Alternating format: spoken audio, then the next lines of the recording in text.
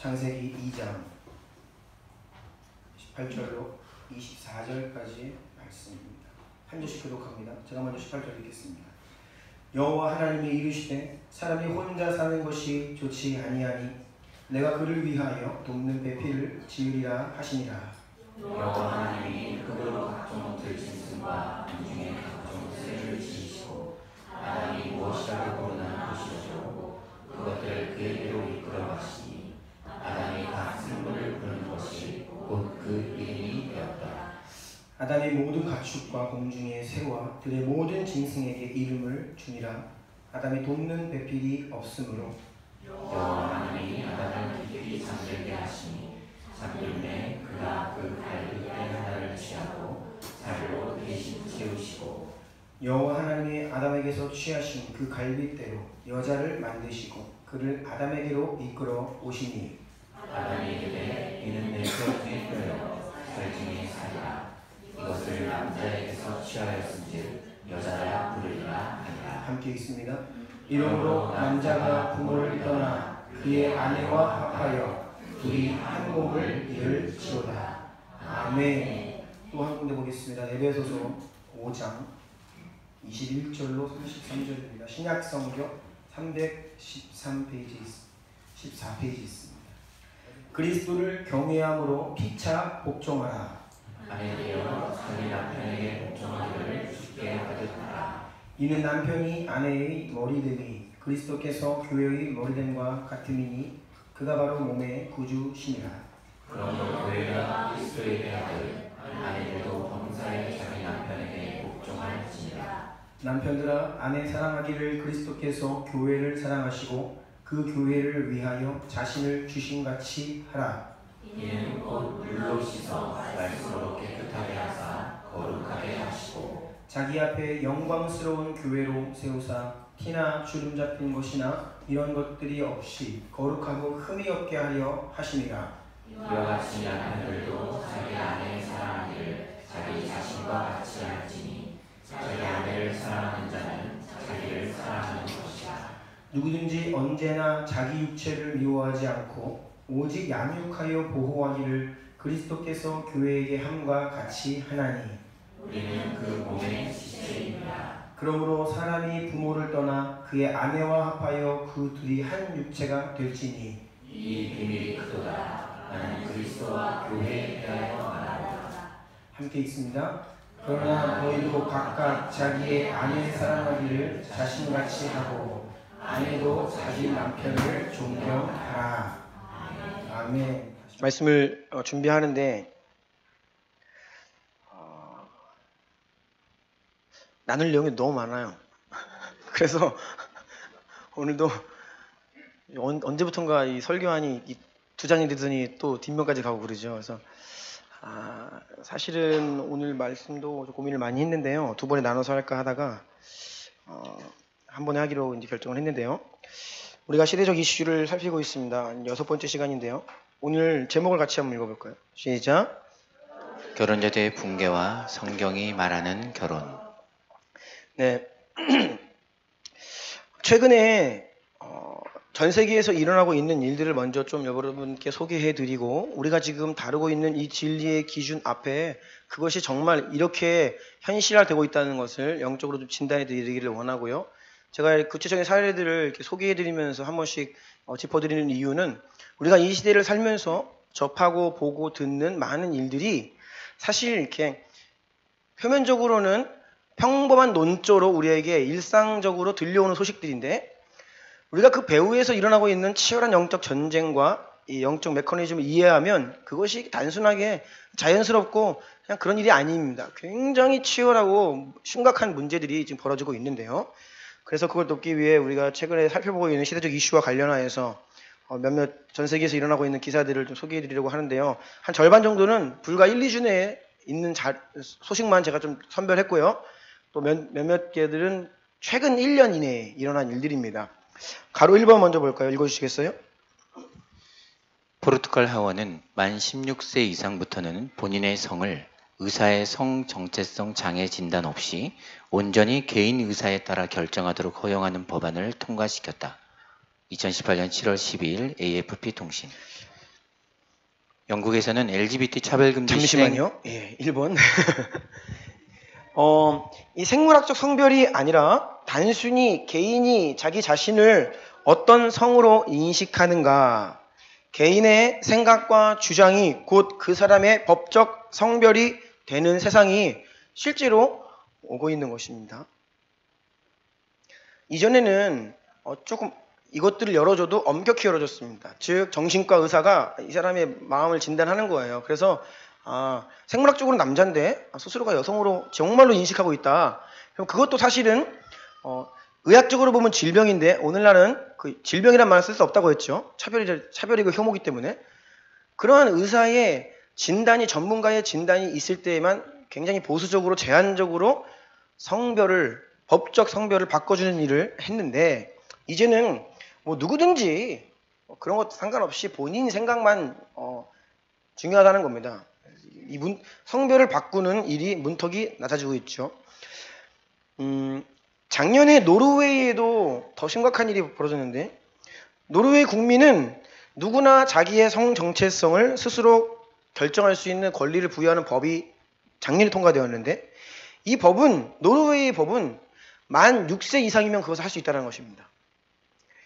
만 6세 이상의 어린아이가 부모가 반대하지 않는 한 조건이 하나 있긴 한데, 스스로가 어떤 성으로 인식하냐에 따라서 간단한 서식 몇 장만 작성하면 주민등록상 법적 성별을 바꿔주는 그러한 일이 노르웨이에서 작년부터 가능하게 되었고요. 그리스에서도 작년에 벌어진 일입니다. 성전환 수술을 하지 않고도 법적인 성을 바꿀 수 있도록 했습니다. 즉 이전에 그리스라는 나라에서는 성전환 수술을 하는 경우에는 제한적으로 성별을 바꿔줬는데, 이제는 상관이 없다.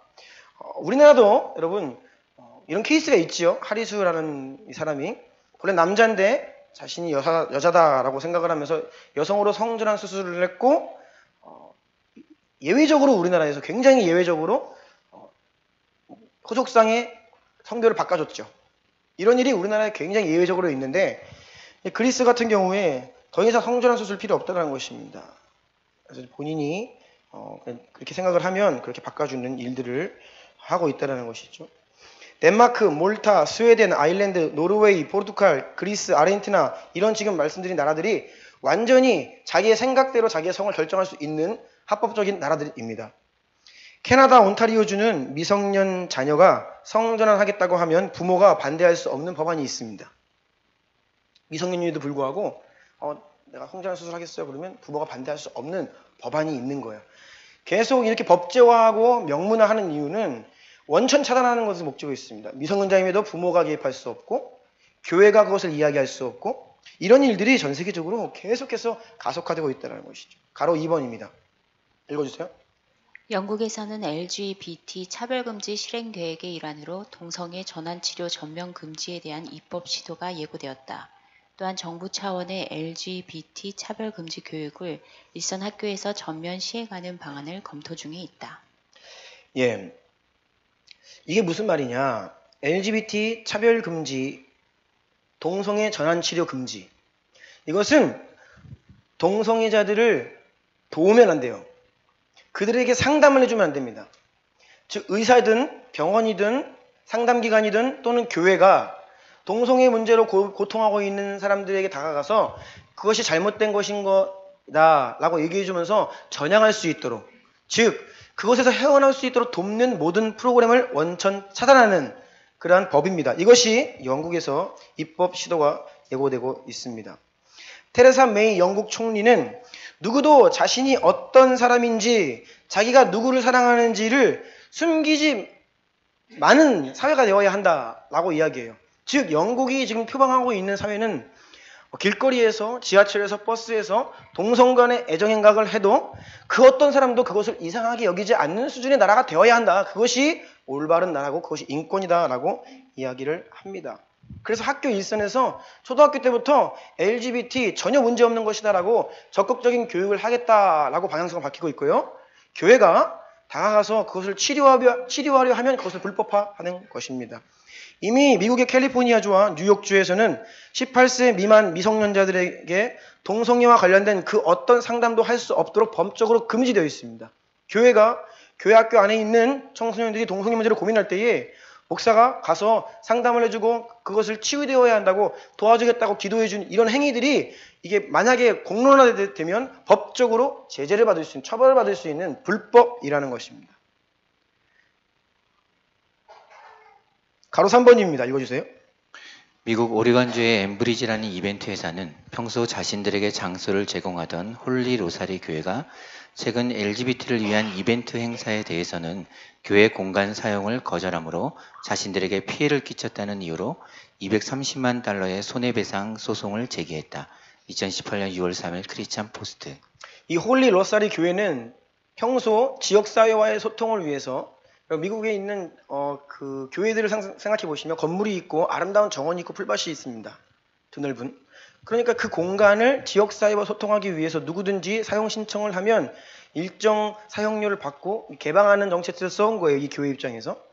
그런데 이 엠브리지라는 이벤트 회사가 이 교회와 그동안 많은 일을 해왔습니다. 이 교회 장소를 빌려서 이 이벤트 회사가 이벤트를 대행해주는 업체였습니다. 그런데 어느 날 LGBT 그룹들이 자신들의 축제 공간으로 사용하기를 원한다고 이렇게 사용 신청을 한 거예요. 그러니까 교회가 그동안은 많이 이렇게 열어왔지만 이 교회 공간 안에 LGBT 사람들, 동성애자들이 와서 축제를 벌인다고 하니까 이게 감당이 잘 안 돼서 그 건에 대해서 거절을 했습니다. 그러자 이 엠브리지라는 이 이벤트 회사가 교회가 이것을 거절함으로 자신들의 업체가 마치 성소수자를 차별하는 그런 이미지 타격을 받았다.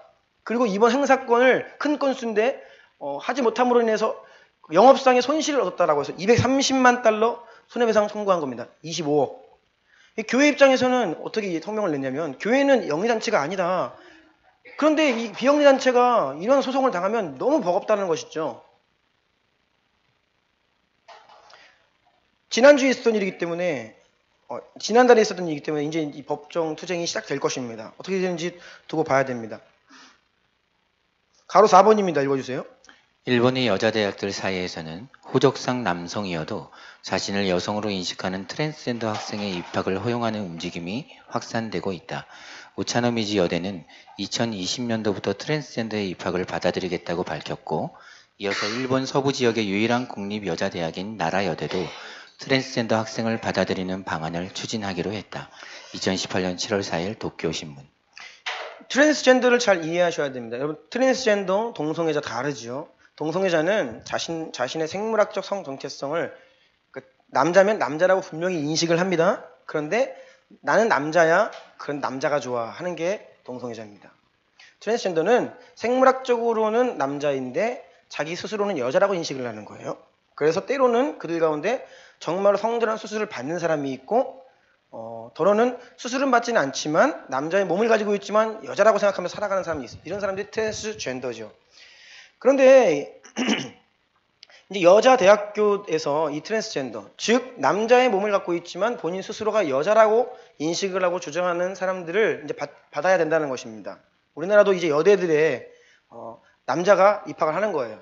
법적으로는 남자인데 본인 스스로는 여자라고 주장을 하기 때문에 여자로 인정을 해서 받는 시대가 오고 있는 것입니다. 그런데 이제 우리나라 같은 경우는 문제가 되는 게 이제 공중목욕탕 같은 경우에 여러분 생물학적은 남자예요. 근데 본인 스스로는 여자라고 인식을 하고 주장합니다. 그들이 소수인권이기 때문에 받아들여져야 돼요. 그러면 그들이 공중목욕탕에 들어와도 우리가 제재할 수 있는 법적 근거를 상실한다. 그래서 실제로 이 문제 때문에 미국에서는 화장실법이 최근 몇 년 동안 논란이 되었잖아요. 남자, 여자, 중성. 그리고 이거 어떻게 해야 되냐. 이 샤워장 문제, 이 화장실 문제가 굉장히 뜨거운 감자죠. 그래서 많은 경우에 각 주마다 화장실법이 개정되었는데 트럼프 정부 이후에 그것들이 또 철폐되기도 하고 그런 지금도 치열한 논쟁 가운데 있는 것이 바로 이러한 문제들입니다. 가로 5번 읽어주세요. 캐나다의 한 부모가 아이의 성별을 남자나 여자로 규정하지 않고 제3의 성 또는 무성으로 키워 스스로 성별을 인식할 수 있도록 하겠다는 교육관을 밝혔다. 실제로 캐나다의 일부 지역에서는 논바이어리, 즉 무성을 허용하고 있다. 아이의 부모 코리 도티 씨는 내가 태어났을 때 의사는 단순히 나의 생식기를 보고 내가 누군지 추정했다. 그 결정은 내 인생에 걸쳐 나를 규정했다며 이것이 잘못됐다고 주장했다. 2017년 7월 4일 SBS 뉴스. 보니까 이 아이의 부모 코리 도티 이분은 남자인데 보니까 본인은 남자라고 인식을 하지 않는 사람인 것 같아요. 그래서 자기의 아이를 성별을 규정하지 않겠다. 그래서 무성, 중립적인 성을 부여해주고 네가 커가면서 네 성 정체성을 찾아라. 그것이 너의 성이 된다. 라고 하는 교육관을 밝힌 겁니다. 실제로 캐나다 일부 주에서는 제3의 성이 주민등록상 가능합니다. 캐나다 여권에는 세 가지 성별이 등장합니다. 남성, male, 여성, female, 그리고 남자도 아닌 여자도 아닌 제3의 성, X. 여권에는 세 가지의 성별이 캐나다 여권에 있고요. 제3의 성을 법적으로 인정하는 나라들이 현재 네덜란드, 호주, 뉴질랜드, 인도, 네팔 같은 나라들이 법적으로 제3의 성을 인정하고 있습니다. 가로 6번 읽어주세요.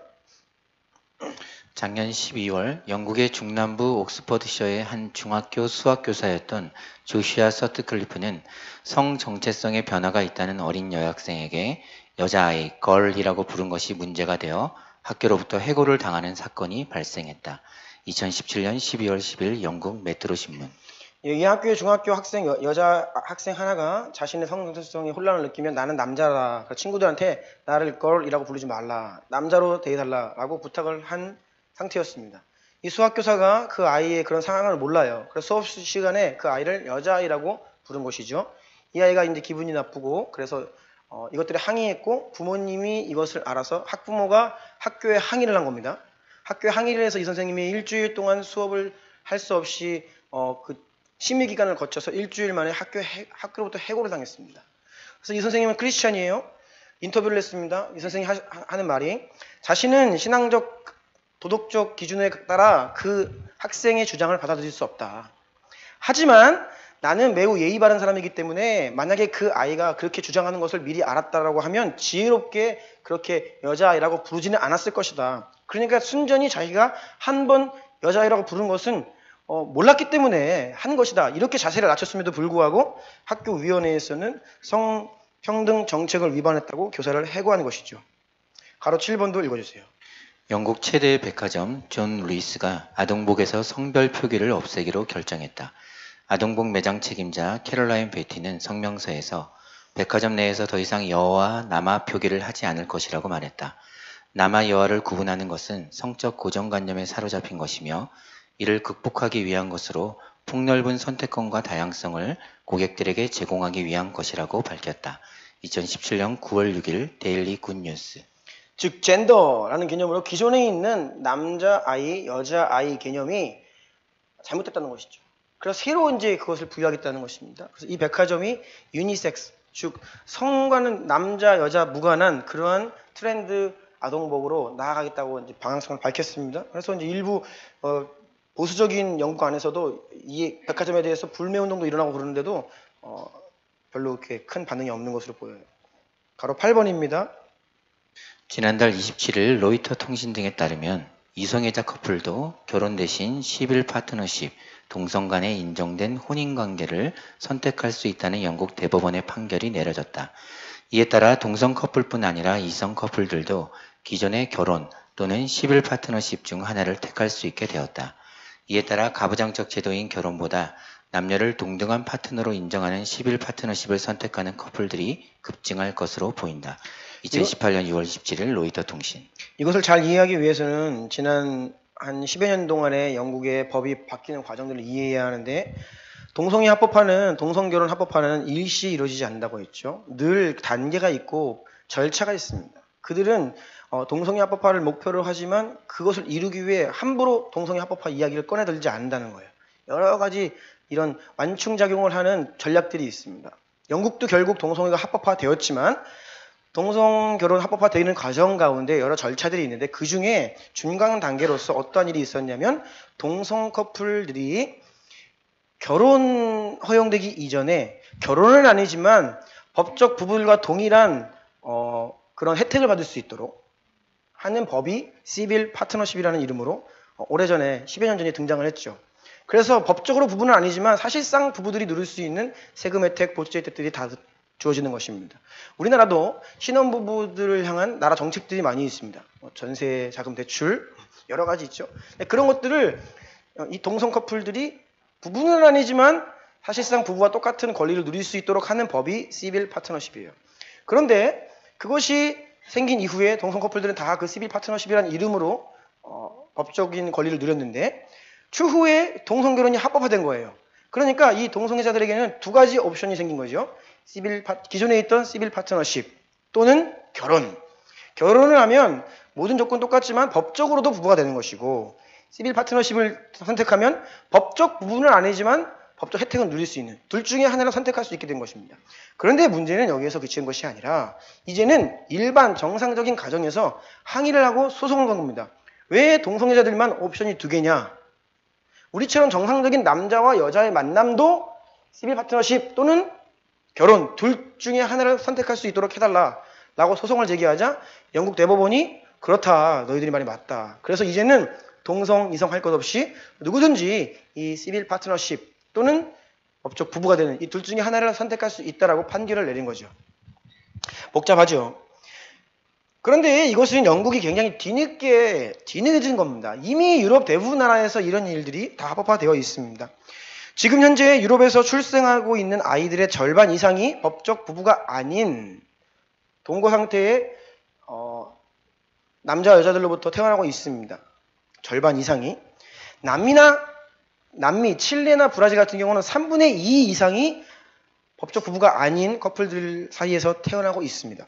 그러니 이런 나라들은 이미 벌써부터 거의 부부와 동일한 수준의 그런 법적 혜택을 허락하는 제도가 많이 있습니다. 프랑스, 네덜란드, 스웨덴, 호주, 뉴질랜드, 캐나다 이런 국가들이 동성 커플 그리고 동거하고 있는 사람들에게 그 법적 부부와 동일한 혜택을 주고 있는 나라들이죠. 그래서 각 나라마다 그 이름이 달라요. 영국은 시빌 파트너십, 네덜란드는 동거 예약서, 프랑스는 PACS 제도, 스웨덴은 삼보 이런 각 나라마다 이름을 달리하면서 이런 법들이 이미 존재하고 있다는 것입니다. 그런데 여러분, 이 기존에 있던 결혼이라고 하는 한 남자와 한 여자 간의 결혼, 이 가치 기준이 무너지고 다양한 형태의 결혼이 지금 등장하게 되는 것이죠. 그러면 계속해서 새로운 형태의 결혼이 등장합니다. 솔로가미라는 말 들어보셨습니까? 솔로가미. 이것은 최근에 서구권 국가들에서 유행처럼 번지고 있는데 청첩장을 받아요. 친구가 결혼한다고 초대를 했습니다. 갔더니 나 홀로인 거예요. 나 홀로 결혼식이 솔로가미입니다. 난 누구와도 결혼하지 않는다. 나 자신과 결혼한다. 더 이상 남자 따위는 필요 없다 라고 해서 주로 여성들 사이에 특히 사회적으로 성공하고 경제력이 있는 여성들 사이에 나는 나 자신과 결혼한다 라고 해서 홀로 결혼식을 올리는 솔로가미가 유행처럼 번지고 있어요. 뉴스위크지에도 이탈리아의 한 여성이 그런 결혼식을 올리는 것을 싫어서 전 세계적으로도 더 큰 이슈화가 됐습니다. 동성결혼이 합법화되면 그래서 기존의 한 남자와 한 여자 간의 결합이라고 하는 기존 결혼의 그 경계가 무너지기 시작하면요. 이제는 다양한 형태의 결혼이 등장합니다. 그래서 솔로가미 말씀드렸는데 또 있습니다. 폴리가미. 이건 무엇인지 아세요? 한 남자가 여러 명의 여자와 사는 일부 다처제 같은 형태 아니면 그 반대 형태도 마찬가지죠. 이러한 합법화 요구가 거세지는 것이죠. 브라질 축구 스타 호나우딩요가 작년에 두 여성과 결혼을 했습니다. 다 아시죠? 네. 두 여성과 결혼을 했어요. 브라질에서는 그것이 불법입니다. 그럼에도 나는 상관없다. 나는 두 사람을 사랑하고 이 두 여자들도 다 합의를 했다는 거예요. 그래서 두 명과 결혼을 했어요. 그런데 그 한쪽 여자 집안에서 이제 반발하고 일어난 겁니다. 어떻게 그럴 수가 있냐. 그렇지만 호나우딩요는 둘과 결혼을 했습니다. 근데 그 법적인 문제를 어떻게 해결할지 모르겠지만 모쪼록 너무나 다양한 형태의 결혼들이 등장하고 그것을 합법화해달라는 요구들이 이제는 동성결혼 합법화 그 동거하는 커플들에게 부부로 인정해주는 이 일들 가운데 계속해서 요구되어진다는 것이죠. 여러분 어디까지 요구할까요? 어디까지 허락하게 될까요? 무엇을 기준으로 요구하고 무엇을 기준으로 무엇은 불법, 무엇은 합법으로 결정하게 될까요? 하나님을 인정하지 않고 성경을 절대 기준으로 거부하는 이 세상은 결국 계속해서 문을 열어주게 될 것입니다. 이 시대의 기준은 유일하게 한 가지 있습니다. 그것은 사회적 합의. 사람들의 절대 다수가 어떻게 인식을 하고 있느냐 이 문제인데 지금 말씀드린 것처럼 이러한 특정 그룹들이 다양한 형태의 일들을 통해 사람들의 가치관을 변화시키는 작업들을 한다는 것이죠. 그러면 사회적 합의는 당연하게 그들의 주장대로 따라오게 됩니다. 그것들을 허용하고 인정하는 식으로 변화되게 되어 있습니다. 동성 결혼에 대한 그리고 부부가 아닌 동거하며 평생을 살아 이런 질문들을 할 때에 우리나라도 60대 이상과 지금 20대, 10대는 이 답이 완전히 달라요. 동거에 대해서도 지금 청소년들은 70% 이상이 문제없다고 이야기합니다. 그런데 어른들 같은 경우는 안 된다 이렇게 이야기하죠. 가치관이 빠르게 변하고 있습니다. 가치관이 변하고 우리 아이들이 이 사회의 이제 주류가 되면 당연히 사회적 합의를 요구할 때 국민투표에 붙이면 다수가 그것을 인정하게 됩니다. 그래서 법제화되고 합법화되는 것이죠. 어제 서울광장에서 퀴어 축제가 열렸습니다. 그래서 어제까지 국민청원이 진행되었어요. 서울광장에서 열리는 퀴어 축제 반대한다는 국민청원이 결국 21만 명을 넘었습니다. 그런데 그 기한이 어제까지였는데 청와대가 이례적으로 그 청원이 마감 시한이 끝나지도 않았는데 빠르게 대답을 했습니다. 이거는 중요한 사안이고 우리 입장은 아주 분명하기 때문에 빨리 대답을 한다고 이야기를 했습니다. 제가 보니까 너무 짧게 저는 제 개인적으로는 화가 나더라고요. 그래도 21만 명 이상이 청원한 것은 굉장히 중대한 사안인데 청와대 입장에서는 할 거 없다. 그것은 우리 소관이 아니다. 서울시에 속한 일이고 또 서울시가 자신들이 만들어놓은 조례에 근거하여 서울시청 광장을 시민들에게 준다는 그런 취지하에 위원회가 있다는 거예요. 누구에게 허락할 것인지 그런 위원회를 통해 지난 3년 동안 퀴어 축제에 대한 면밀한 조사를 다 했는데 문제없다고 결론 내려지고 된 거기 때문에 합법이다. 누구도 막을 수 없다. 이렇게 얘기했고요. 그리고 몇몇 분들이 우려하는 그러한 일은 아마 일어나지 않기를 기대한다. 라고 그냥 이거는 끝내버렸습니다. 그래서 어제 이제 사진들이 많이 있는데요. 제가 한 가지만 보여드리겠습니다. 성소수자는 주님이 주신 온전함입니다. 예수님은 이 축제에 함께 걷고 계십니다. 함께하지 못하는 건 사랑 아닌 혐오입니다. 여러분 소수자 보호 인권 프레임에 절대 속지 말라고 말씀드렸습니다. 그것은 소수자 인권 보호라는 이름을 가지고 그들의 속내는 그게 아닙니다. 그들은 우리가 소수이기 때문에 우리의 최소한의 권리를 보호해 주세요가 아닙니다. 여기는 문제없는 일이고 누구도 우리에 대해서 우리가 하는 이 문제없는 행동에 대해서 코멘트하지 말라. 법적으로 그것들을 원천 차단시키는 흐름들입니다. 성소수자가 그냥 우리 인정해 주세요가 아니라 우리는 하나님이 창조하신 그 질서 안에 있는 온전함이다 라고 당당하게 이야기하는 것이고요. 예수님이 우리와 함께 하시고 지금 여기에 우리와 같이 당당하게 걷지 못하고 있는 사람은 우리를 향한 혐오다. 그들이 말하는 혐오는 그들을 짓밟고 욕하고 비난하고 저주하는 게 혐오가 아니라 그들과 함께하지 않고 그들을 지지하지 않는 것이 혐오라는 생각을 가지고 있어요. 그러한 속내는 잘 숨기고 이제 겉으로는 여러 가지 단계 아직 사회적 합의가 이루어지고 있지 않기 때문에 다양한 프레임으로 우리를 속인다는 것이죠. 지난주 중에 오야 목사님과 식사를 하면서 제가 충격적인 이야기를 들었습니다. 몇 해 전에 오야 목사님께서 목회자들 세미나에 가신 거예요.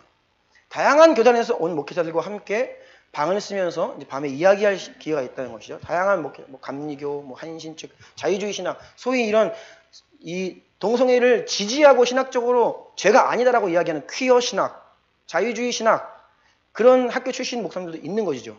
그런데 이야기를 하다 보니까 충격적인 게 그들 가운데 어떤 목사님은 동정녀 마리아 탄생을 믿지 않아요. 목사님이 그걸 믿지 않는다는 것입니다. 그래서 너무 황당했다는 것이죠. 근데 목회 어떻게 하십니까? 설교 어떻게 하십니까? 물어봤더니 한국교회 성도들이 보수적이라 자기는 문자적으로 동정녀 마리아 탄생을 믿지는 않지만 설교할 때에는 그렇게 이야기한다 라고 이야기를 하는 것이죠. 저는 이 얘기를 오래전부터 많이 들어왔는데 제가 아는 사람이 직접 그렇게 경험한 것은 처음 들었습니다. 그러면서 이제 오야 목사님이 자신은 매우 보수적인 사람이라고 성경을 믿습니다라고 이야기하면서 그런 말씀을 하시더라고요. 충격적이죠.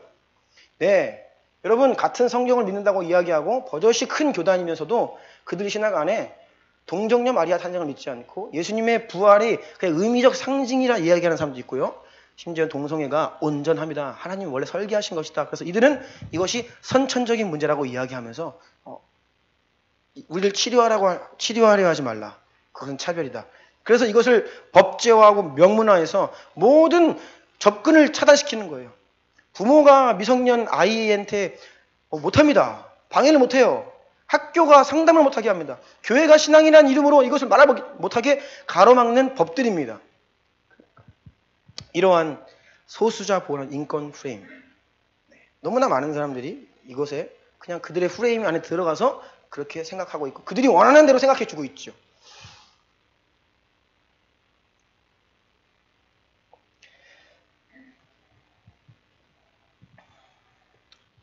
큰 2번으로 넘어가겠습니다.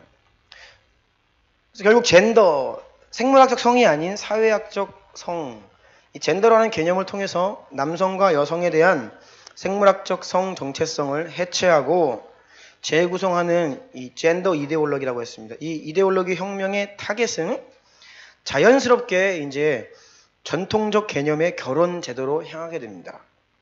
성 정체성을 흔드는 이유는 더 나아가서 이제는 기존에 있던 결혼이라고 하는 개념을 흔들기 시작해요. 즉, 한 남자와 한 여자의 결합이라는 결혼, 가족 제도 또한 혁명적 해체와 재구성의 대상이 되는 것입니다.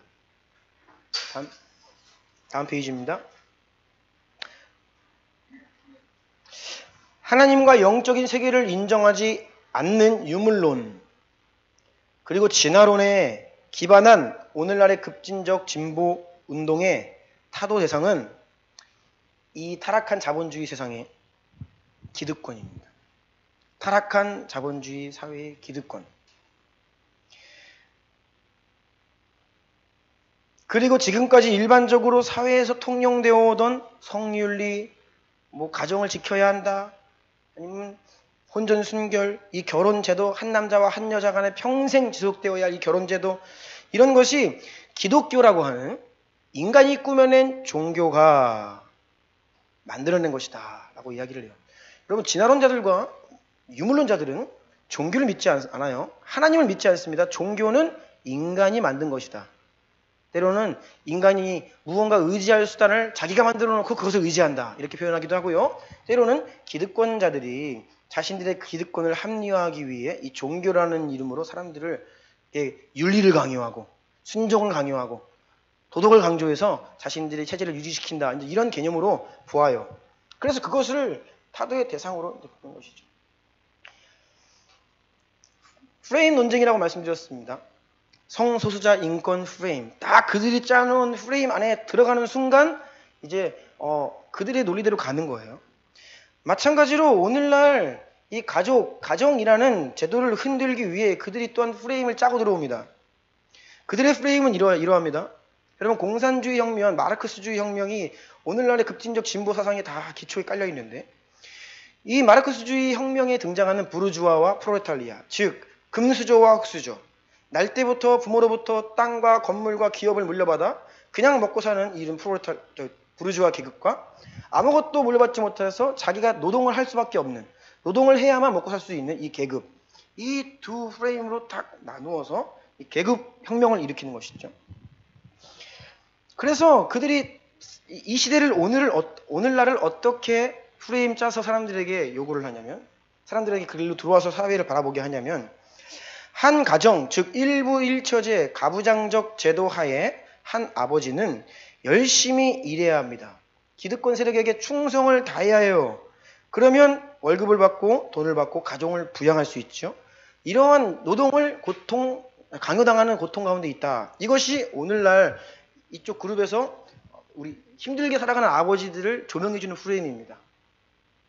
그리고 어머니들은 이러한 가부장제적 가족제도 하에서 그 장벽 안에 갇혀서 모든 욕구를 억압받는다. 여기에서 억압받는 욕구들 가운데는 성욕구도 있습니다. 한 여인이 한 남자를 향해 평생을 그 남자에게만 그렇게 하는, 이것들이 억압이라는 거죠. 자유롭게 누릴 수 있는 권리가 있는데 착취되고 눌려있다는 것입니다.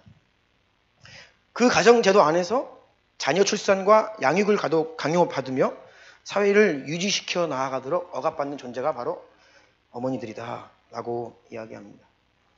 이렇게 남성과 여성이 자본주의 기득권자들이 만들어낸, 특히 그 배후에서 사상적 배우자로 자처하는 교회가 만들어낸 도덕, 일부일처제, 순결, 이것을 강요받음으로 인해서 고통하고 있는 피해자들인 거예요. 그리고 특별히 가부장적 이 가족제도는 남성 우월주의 중심이다. 여성들이 그 결혼제도 안에서는 억압받는 존재일 뿐이다. 그래서 동등한 파트너십을 인정하는 새로운 단계의 가족이 아닌 다른 곳으로 나가야 된다. 그래서 서양 국가들은 다 시빌 파트너십, 다양한 이름으로 결혼이 아닌 법적 부분은 아니지만 동반자, 동등한 관계로서의 그것을 인정하는 식으로 가고 있는 것입니다.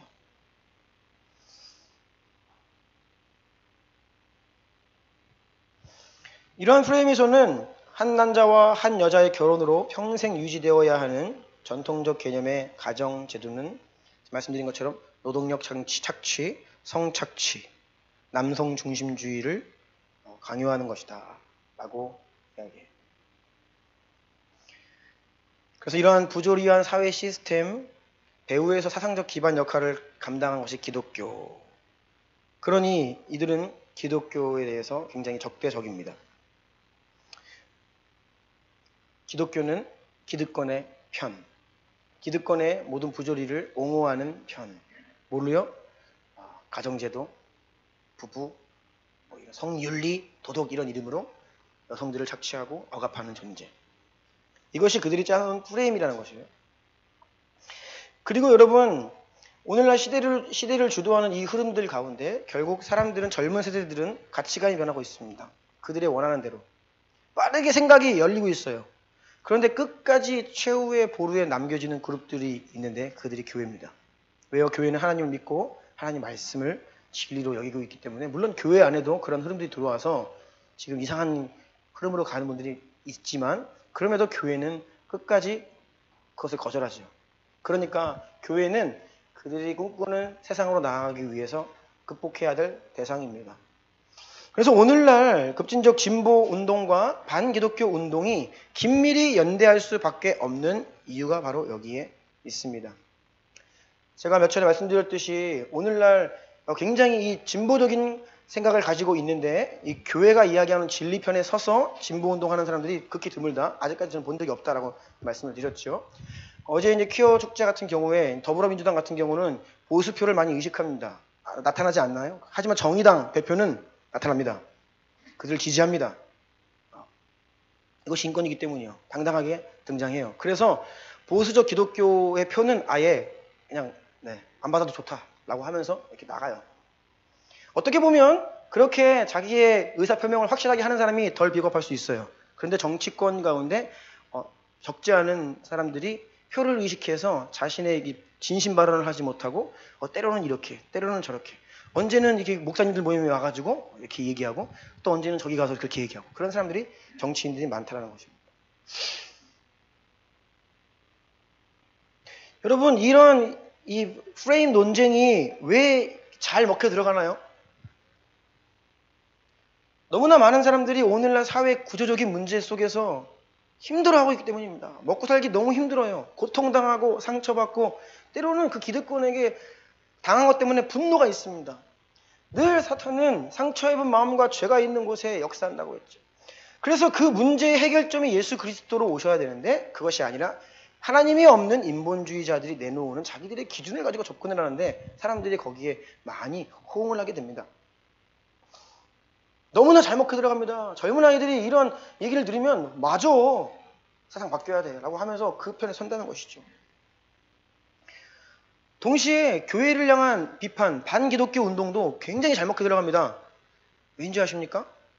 교회가 타락했기 때문이에요.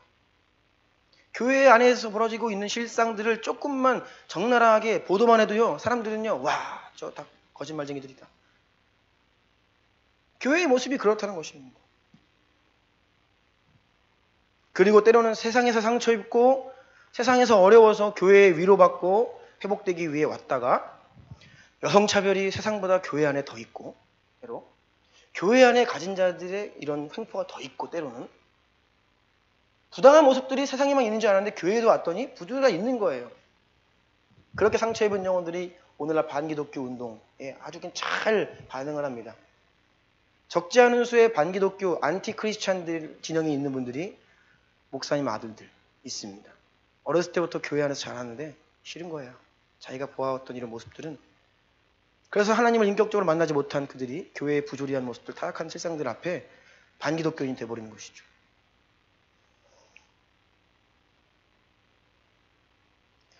우리는 어떻게 해야 됩니까? 어떻게 살아가야 됩니까? 그래서 오늘날의 이 사회의 문제, 그리고 그 사회를 비판하는 그들은 동시에 교회를 비판하고 있습니다. 그래서 여러분, 우리의 모든 운동의 중심에 우리 교회부터가 회개하고 거룩해지고 온전해지자 하는 이 회개 운동이 중심이 되지 않으면 오늘날의 이 교회의 사역들은 역사하지 않을 거예요. 반동성애 운동도 참 귀한 것이 있습니다. 저 교회문화 축제하는데 가서 그들을 거기서 반대하는 것이죠. 의사를 표현하는 것입니다. 그런데 그것이 역사하지 않는 이유는 교회가 변화되지 않으면 아무리 반대를 해도 사람들은 듣지 않는다는 것이에요. 왜요? 너희들은 더한 것이잖아. 너희들 너희 기득권 지키려고 하는구나 라고 이야기한다는 것이죠. 그 적지 않은 교회들이 결국 이러한 문제들을 깨닫고 나서 그러면 성경적 대안으로 나아가야 되는데 그러면 어떻게 돼요? 보수주의 편에 서버려요. 보수 정권을 지지해버리고 그리고 보수 정권에서 나온 대통령 후보자가 마치 나라를 구원할 것처럼 이렇게 이야기를 해버립니다. 이러한 상황들 때문에 오늘날에 더 교회가 하는 말들이 세상에 역사하지 않는다. 여러분, 사회 현상들 이제 소식이 들려오면요, 그거는 자연스러운 그저 그냥 오늘날의 흐름 이 정도가 아닙니다. 그 배후에는 굉장히 심각한 문제들이 벌어지고 있고 치열한 영적 전쟁이 있다는 것을 이제는 읽으셔야 됩니다. 가로 5번 읽어주시겠어요? 사랑의 형태가 경계를 넘어 다변화된다. 남녀의 구분도 사라진다. 성별 차이를 연구하는 연구들에 의하면 남녀의 차이는 유전자상으로는 아주 작은 차이, 단지 0.1%에 불과하다. 결국 남녀의 구분이나 경계가 희미해서 특별히 이성을 갈구하지 않는다. 그 결과 사랑의 형태 역시 다변화된다. 그중 하나가 동성애다. 이와 같이 가족 구조에도 변화가 올 것이다. 2040년이 되면 결혼제도 자체가 소멸할 수 있다. 미래에는 가족을 만들 여력이 없거나 관심이 없어지면서 결혼 대신 상황에 맞게 생산, 사랑, 생활 등을 공유하는 파트너십이 활성화된다. 특히 평균 수명이 120세를 넘어서는 시점에서는 한 파트너와 100년을 함께하는 삶이 인위적으로 불가능해질 수 있다. 유엔 미래 보고서 2045. 네. 그래서 이 가족 제도, 결혼이라는 것이 무너지는 배후에는 단순하지가 않습니다. 여기에는요, 생명 연장 이것도 있어요. 그러니까 100년을 넘게 사는데 한 사람과 100년 넘게 한 사람과만 살아야 된다? 이것은 사실상 불가능하다. 이러한 판단이 세상에 있는 거예요. 그리고 사랑의 형태가 다변화된다고 했죠? 앞으로 이제 계속 그런 것들 다 다룰 것입니다. 이 AI의 발달로 인해서 이 기계가 사람 역할을 하게 되고 그런 것들 때문에 이제 사랑의 대상이 기계로까지 다변화됩니다. 그래서 굳이 사람이 없어도 기계와 함께 살면서 그런 감정적인 충족을 누리고 여러 가지 것들이, 많은 것들이 굳이 사람과 결혼을 하여 자녀를 낳지 않아도 충족되는 시대가 오고 있다는 것입니다. 그런데 이런 책을 보면 너무나 자연스럽게 이러한 시대가 온다라고 우리에게 평범한 논조로 이야기하지만 우리는 이 배후에서 얼마나 치열한 일들이 벌어지고 있는지를 읽을 수 있어야 한다는 것입니다. 많은 언론과 미디어가 전 세계에서 벌어지는 일들을 특종, 지구촌 소식, 이런 일도 있어요 하면서 보도할 것입니다. 우리가 그것을 보면서 야, 참 세상이 이렇게 돼가는구나 할 것이 아니라 그 배후에서 일어나고 있는 영적 전쟁들을 보며 우리가 그 앞에 마땅히 우리가 해야 될 역할들을 해야 한다는 것입니다. 자, 그래서 3번입니다. 성경이 말하고 있는 남성과 여성, 이 뒷부분들은 조금 짧게 넘어가겠습니다. 가로 1번. 하나님께서는 자신의 형상을 따라 온 세상을 다스리는 존재로 사람을 창조하셨습니다. 결국 우리는 세상의 말이 아니라 원래로 돌아가야 됩니다. 본래 하나님 디자인하신 본래의 목적, 하나님이 뭐라 말씀하시는지 간단합니다. 복잡하지 않아요. 이것에 우리의 마음을 둬야 됩니다. 남자와 여자는 모두 존귀한 하나님의 형상으로 지음받은 동등한 존재입니다. 창세기 1장 26, 27절 다 같이 읽겠습니다. 시작. 하나님이 이르시되 우리의 형상을 따라 우리의 모양대로 우리가 사람을 만들고 그들로 바다의 물고기와 하늘의 새와 가축과 온 땅과 땅에 기는 모든 것을 다스리게 하자 하시고 하나님이 자기 형상 곧 하나님의 형상대로 사람을 창조하시되 남자와 여자를 창조하시고 남자와 여자 모두 하나님의 형상이기 때문에 동등하게 존귀한 존재다. 누가 우월하지 않다. 동등하게 존귀한 하나님의 형상이다라고 성경은 분명히 말합니다. 하지만 동시에 남자와 여자가 근본적으로 다른 고유한 정체성을 가지고 있다. 그래서 남자와 여자는 분명하게 생물학적으로 그리고 그 정체성에서 구별된 존재라고 말씀하십니다. 여러분 삼위일체 하나님을 보십시오. 성부, 성자, 성령 하나님의 역할이 다릅니다. 구별된 존재이시지만 그 영광과 존귀하심은 동등해요. 성부 하나님이 성자 예수님보다 뛰어난 분이 아닙니다. 동등한 하나님이십니다. 본질이 같으세요. 그래서 원래 삼위일체는 잘못된 말입니다. 삼위일질이 맞아요. 삼위일질. 삼위의 하나님이 본질이 동등하시다. 사람들도 남자와 여자를 만드셨을 때 동등하게 존귀한 자들입니다. 하지만 구별돼요. 분명히 구별됩니다. 그리고 정체성에도 구별을 두셨어요. 지난 인류 역사 가운데 반복되어 나타난 남자가 그 힘을 가지고 물리적 힘을 가지고 여성을 억누르고 했던 이 모든 여성 차별의 요소들은 죄로 인한 타락의 결과입니다. 창세기 3장 16절 읽어주세요. 또 여자에게 이르시되 내가 네게 음신하는 고통을 크게 더하리니 내가 수고하고 자식을 낳을 것이며 너는 남편을 원하고 남편은 너를 다스릴 것이니라 하시고. 하나님을 떠나 범죄한 인간에게 이 짧은 한 말씀을 주시는데 여기에 인류 역사 가운데 있는 남자와 여자 간의 아픔들, 차별, 불평등 문제, 상처 다 이 안에 들어있습니다. 여성에게 내게 임신하는 고통을 크게 더하리니 수고하고 자식을 낳아 양육할 것이다. 여기에 여성들의 어려움이 있습니다. 너는 남편을 원하고 남편은 너를 다스릴 것이다. 남편이 다스림 가운데 즉 왜곡된 잘못된 권위주의적인 리더십을 행사하여서 즉 남성 우월주의 형태로 여성들을 억압하는 인류 역사가 드러나고 있는 개인의 삶과 가정과 국가적으로 사회적으로 나타나는 모든 문제들이 바로 여기에 담겨 있는 것이죠. 다음 페이지입니다. 바로 4번. 에콰도르에서 순교하신 짐 엘리엇 선교사님의 아내 되시는 분입니다. 엘리자베스 엘리엇 한 말씀인데 한번 읽어주시겠어요?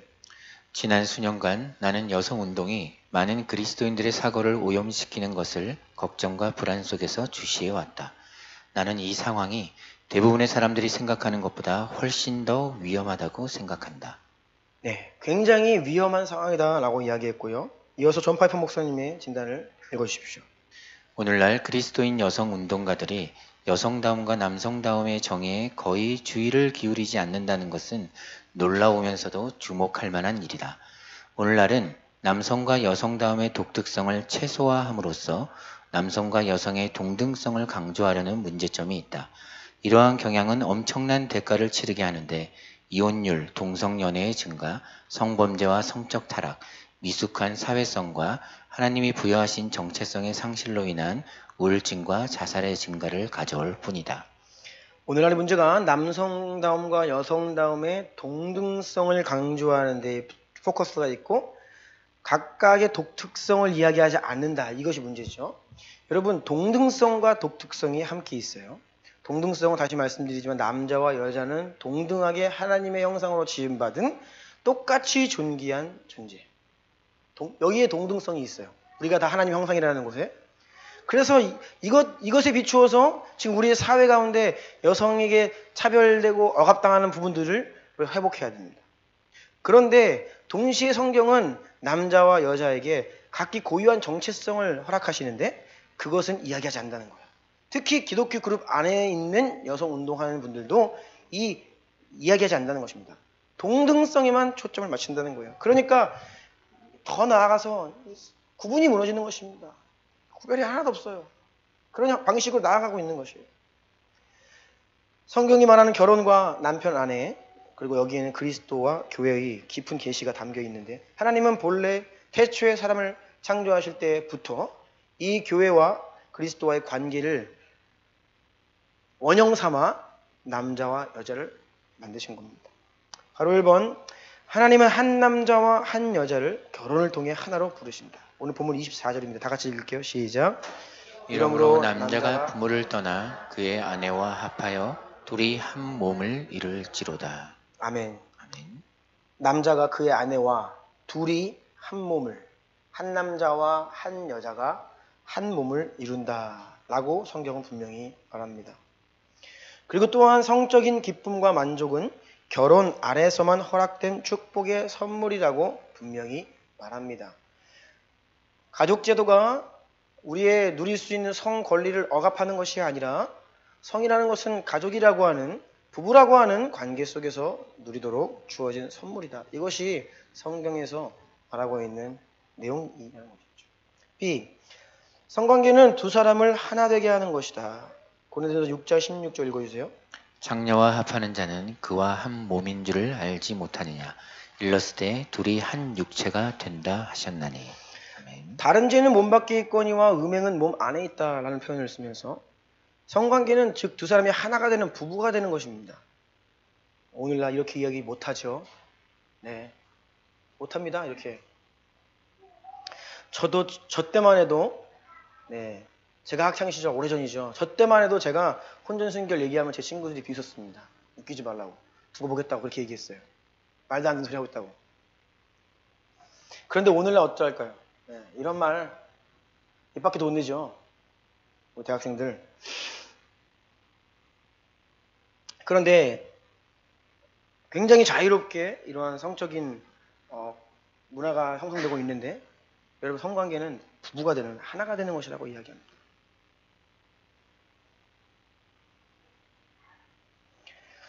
가로 2번 하나님은 남자를 돕는 배필로 여자를 지으셨습니다. 본문 18절과 23절 다 같이 읽겠습니다. 시작. 여호와 하나님이 이르시되 사람이 혼자 사는 것이 좋지 아니하니 내가 그를 위하여 돕는 배필을 지으리라 하시니라. 아담이 이르되 이는 내 뼈 중의 뼈요 살 중의 살이라. 이것을 남자에게서 취하였은즉 여자라 부리라 하니라. 남자를 돕는 배필로 남자의 몸을 갈빗대를 통해 여자를 지으셨다. 남자로부터 나온 여자. 여자는 남자를 돕는 존재. 그런데 오늘날 이 돕는 배필이라고 하는 여성의 정체성을 세상이 폄하합니다. 그런데 성경에서는 이 돕는다라고 할 때 이 에제르라고 하는 히브리어 단어를 주목할 필요가 있습니다. 하나님께서 위대하신 하나님이 연약한 인간을 도우실 때 에제르라는 단어를 쓰고요. 예외적으로 몇몇 경우에 동등한 위치에 있는 사람이 서로를 도울 때 에제르라는 단어가 쓰이지 좀 하등한 존재가 아랫사람이 윗사람을 돕는다는 개념으로 쓰인 적이 한 번도 없다라는 것이죠. 성경에서 기록된 돕는 배필, 이 에제르라고 하는 여성의 정체성은 여성의 자랑이자 성숙함을 표현해주고 있다는 것입니다. 그리고 신학에 이르러서는 이 에제르가 무슨 말이라고요? 파라클레토스, 성령님이라는 거예요. 돕는 자, 보혜사, 우리를 도와주신 자, 변호하시는 분, 상담하시는 분, 헬퍼. 이게 바로 여성들에게 주어진 정체성이라는 거예요.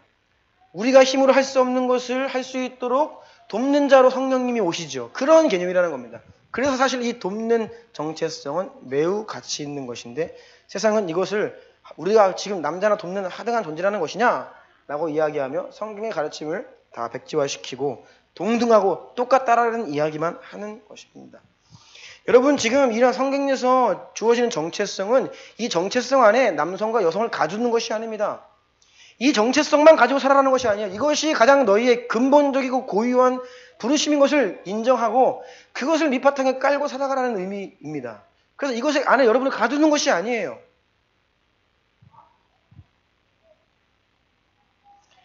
남자에게서 나왔으니 여자라 할 것이다. 히브리어 원어로 보면 남자는 이쉬, 여자는 이샤. 뒤에 글자 하나만 더 붙는 겁니다. 남자로부터 이쉬로부터 이샤가 나와요. 요즘에 이것도 싫어합니다. 영어를 보면 남자가 male, 여자 female. 남자라고 하는 단어로부터 여자라는 단어가 파생되죠. man, woman.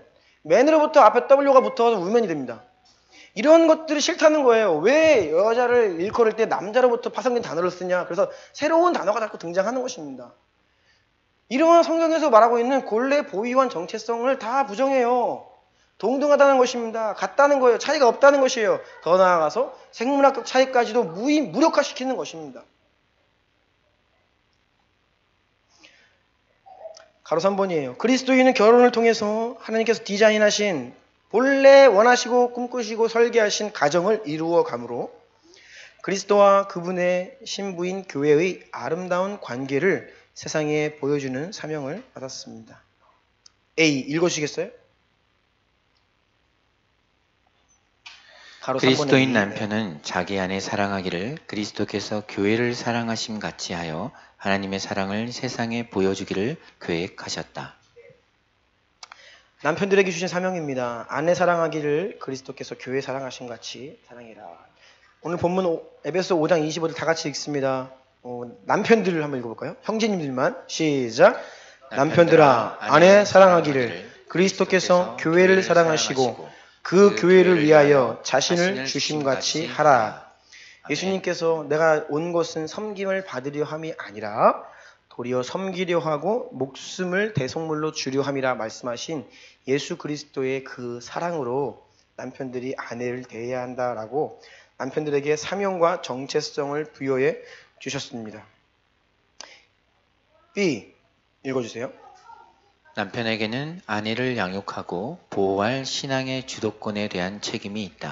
따라서 남성들이 기도에 먼저 힘써야 한다. 네, 남성을 대표라고 이야기하세요.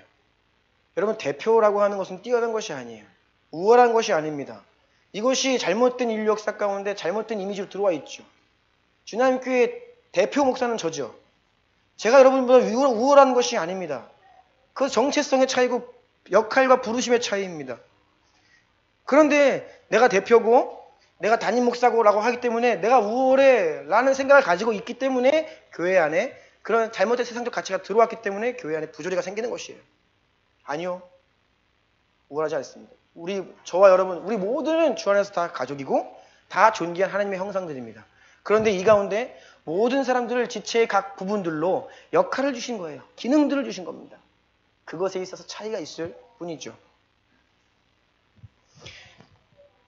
자, 10년 전에 박종규 선교사님이랑 브루도프라는 미국 공동체 방문했을 때 신선한 충격이었습니다. 그 공동체는 어린 아이로부터 할아버지 이르기까지 함께 생활하는 기도 공동체인데요. 그 가운데 이제 매일매일 작업을 하는데 공장이 있었습니다. 공장에서 작업을 시작하는데 그 공장장 형제가 20대 청년이에요. 20대 청년이 공장장입니다. 아침에 사람들을 모아놓고서 업무를 이렇게 이야기하고 지시를 하는데 이 형제는 그 가운데 있는 어르신들에게 깍듯이 존경을 표하고 여러분 공장장 하나의 역할이라는 것이죠. 다른 사람들 위해 군림하는 존재가 아니라는 겁니다. 가정 안에서도 가부장적 잘못된 이런 인류 역사 문화 가운데 남자가 여자를 억누르고 윗사람인 것처럼 섬김받기를 원하는 것은 잘못된 왜곡된 리더십이라는 것이죠. 예수님 말씀하셨듯이 섬기기 위해 목숨을 내어 바쳐 아내를 섬기는 그런 사랑하는 존재로 남편을 부르셨다는 거예요. 그리고 신앙의 주도권이 남편들에게 있다는 것입니다. 보통 우리 한국교회에도 기도는 어머니들의 것이고 권사님들의 것이죠. 그런데 본래 성경은 아버지들이 두 손 들고 열심을 다해 기도하기를 초청하고 계십니다. 아버지들이. C. 읽어주세요. 그리스도인 아내는 자기 남편에게 그리스도께 하듯 복종하여 교회가 주인 되신 하나님께 순종하는 모습을 세상에 보여주기를 계획하셨다. 22절로 24절 자매님들 읽겠습니다. 시작.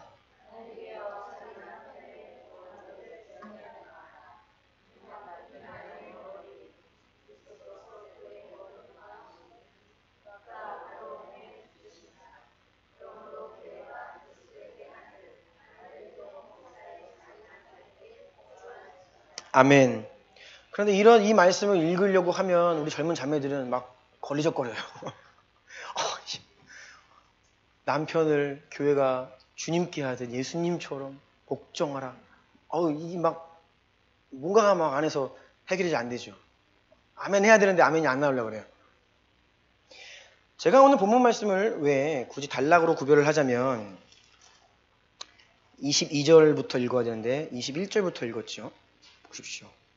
아내들에게 자기 남편에게 복종하기를 하기 이전에 본래 모든 그리스도인들에게 피차 서로 복종할 것을 명령하십니다.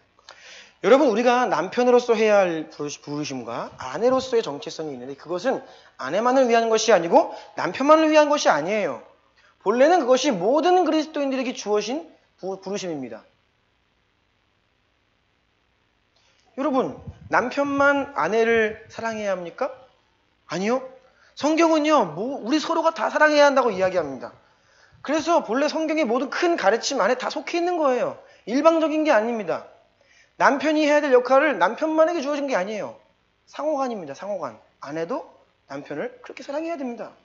그런데 보다 하나님께서 남자와 여자를 창조하신 그 정체성을 강조하시며 한 번 더 하이라이트를 해주시는 거예요. 아내들에게 남편에게 복종하라 말씀하실 때 이것은 아내들만의 역할이 아닙니다. 남편들도 아내에게 복종해야 아니에요? 합니다. 기본적으로 주어진 사명이에요. 그 가운데 아내들에게 다시 한번 하이라이트 하시면서 정체성을 일깨워 주시는 겁니다. 그러니까 이거는 왜 여자한테만 그러고 남자는 저렇고, 이거는 오늘 잘못된 프레임 논쟁이라는 거예요. 모든 남성을 향한, 여성을 향한, 남편을 향한, 아내를 향한, 때로는 자녀를 향한, 부모를 향한 이 부르심들이 사실은 주 안에서 우리 모두에게 주어진 부르심과 명령이라는 것이죠. 그 가운데에서 조금 더 강조하시는 거예요. 알파벳 E 읽어주세요. 아내의 가장 중요한 책임은 남편을 존경하며 돕는 것이다. 그리고 내면의 아름다움을 가꾸어야 한다. 베드로전서 3장 1절로 4절 다 같이 다시 한번 읽겠습니다. 시작. 아내들아, 이와 같이 자기 남편에게 순종하라. 이는 혹 말씀을 순종하지 않는 자라도 말로 말미암지 않고 그 아내의 행실로 말미암아 구원을 받게 하려 함이니 너희의 두려워하며 정결한 행실을 봄이라. 너희의 단장은 머리를 꾸미고 금을 차고 아름다운 옷을 입는 외모로 하지 말고 오직 마음에 숨은 사람을 온유하고 안정한 심령에 썩지 아니할 것으로 하라. 이는 하나님 앞에 값진 것이니라. 아내들에게 가장 중요한 부르심이 남편을 존경하는 것, 돕는 것인데, 또한 여성들에게 겉사람을 꾸미고 치장하는 것보다 영혼, 내면의 아름다움을 가꾸라라고 이야기를 하죠. 이것은 성차별적인 발언이 아닙니다. 이 말은 동등하게 남성들에게도 적용되는 것이죠. 여러분, 남성들은 겉으로 치장해도 됩니까? 속사람 안 가꾸고요? 남성들도 속사람을 가꾸어야 합니다. 우리도 겉사람보다 우리의 영혼의 문제에 더 관심을 가지고 이걸 속사람을 정결하게 한 것은 모든 그리스도인을 향한 부르심이에요. 그러나 왜 여성들에게 이것을 한 번 더 강조하냐면 여성들이 취약한 영역이 이 부분이기 때문이에요. 그래서 정체성을 일깨우려고 한 번 더 강조하시는 거라고요. 남자들은 또 다른 게 있습니다. 다른 연약한 거. 그걸 더 강조하시는 겁니다. 그런데 오늘날 보니까 이 본문이 남자들에게도 지금 선포되어야 합니다. 요즘에는 남자 화장품도 있고요. 남자들도 성형수술하고요. 꾸미는 데 관심이 많아요. 요즘에는. 동일하게 주어지는 정체성이라는 것. 하지만 분명히 동등함과 동시에 남성과 여성의 정체성을 구별하신다. 다시 말씀드리면 이 남성과 여성, 남편과 아내에게 주시는 이 부르심과 정체성은요, 그 안에 여러분을 가두려고 하는 것이 아니에요. 이런 존재니까 너는 이렇게 이 안에서만 살아. 이것이 아니라 그 정체성을 기반으로 하여 살아가는 부르심입니다. 우리가 이것을 이해하면 전혀 하나님 말씀을 거리낄 것이 없죠. 전심을 다하여 아멘하며 따르 하는 진리의 말씀입니다. 가로 4번에 존 파이퍼 목사님의 말을 한 번 더 인용했습니다. 읽어주세요. 성숙한 남성의 마음에는 남성이 맺는 여러 관계에 합당한 방식으로 여성을 인도하고 공급하며 보호하려는 호의적인 책임의식이 있다. 성숙한 여성의 마음에는 여성이 맺는 여러 관계에 합당한 방식으로 존경할 만한 남성에게서 나오는 힘과 지도력을 지지하고 받아들이며 길러주려는 자유로운 성향이 있다. 예, 이것이 성경에서 말하는 성숙한 남성과 여성의 정체성 안에 있는 모습이라는 것입니다. 오늘날 여러분 말씀 마무리합니다. 이 시대를 살아가는데 많은 것이 무너지고 다 무너뜨리고 기존에 있는 것들을 없다 하고 또 교회 인간이 만들어내는 것이라고 이야기하고 기득권 편에 서서 그것을 옹호하려고 성경이 말하는 절대 가치는 없다라고 이야기하며 주장하며 교회를 무너뜨리려고 하는 이 시대의 흐름들 가운데에서 우리가 이와 같은 성경의 명령에 전심으로 아멘 해야겠어요. 그런데 결코 이게 쉽지 않습니다. 세상 우리 아이들 쉽지 않아요. 10대 친구들은 이런 말에 아멘 하는 것이 쉽지 않아요. 하지만 하나님은 죄로 얼룩진 이 세상, 또 성 정체성이 왜곡되고 깨어진 가정들 가운데 이러한 진리의 말씀을 온전히 아멘하며 그것을 따름으로 인하여서 개인의 인생과 가정 안에 회복을 약속하고 계십니다. 그래서 어둡고 계속해서 갈 길을 모르게 방황하는 시대 가운데 기독교, 그리스도인 가정들과 이 삶과 교회 가운데 세상과 다른 모습들을 회복하기를 원하시는 거예요. 예수님을 머리 삼고 주인 삼은 우리의 인생과 우리의 가정과 이 공동체 가운데 세상에 없는 그 아픔을 치유하는 모습이, 거룩하고 온전한 모습이 회복되어야 합니다. 그래야 우리의 진리가 세상 가운데 역사할 수 있는 것입니다. 기도하겠습니다.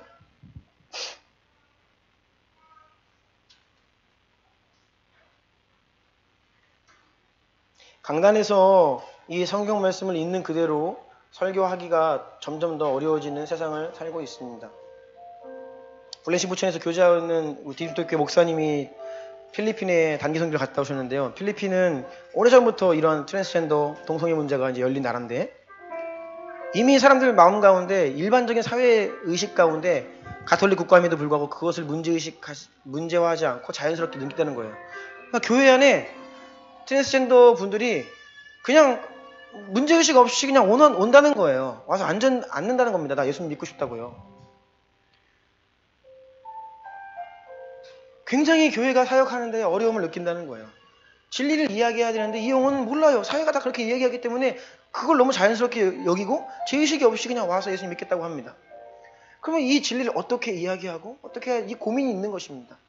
가면 갈수록 성경에서 말하고 있는 악한 것이 일상화되는 시대 가운데 우리가 이야기하는 것이 어려워지죠. 껄끄러워집니다. 설교하는 것이, 복음을 전하는 것이 힘들어지는 세상이 오고 있습니다. 이 시대에 우리가 하나님 말씀 순전히 붙들고 아멘 하는 거 결코 쉽지 않습니다. 그래서 성령님께 도움을 요청하기를 원해요. 하나님 말씀에 아멘 할 수 있는 믿음을 주십시오. 그리고 오늘날 목사와 교단이라고 하는 많은 분들이 성령을 믿는다고 하지만 문자적으로 믿지 않고 곡해하고 자의적으로 해석하여서 악하고 더러운 일들을 정당화하고 지지하는 편에 서는 이런 일들을 우리가 잘 분별함으로 우리가 진리를 이야기하되 예수 그리스도의 방법으로 온유함을 잃지 않으며 우리에게 주어진 사명을 잘 감당하겠습니다. 무너지는 모든 정체성과 특별히 결혼제도, 더 이상 결혼하지 않고 아이를 낳지 않고 결혼과 아이 낳는 것이 부담이 되어버리고 있는 이런 시대적인 공격들 가운데 우리가 깨어나게 하소서. 그리고 여러분 동시에 우리 주변에 있는 우리 친구들, 우리 다음 세대들, 청소년들, 대학생들, 청년들을 좀 축복하면서 기도하기를 원합니다. 우리 주여 한번 부르고 기도합시다.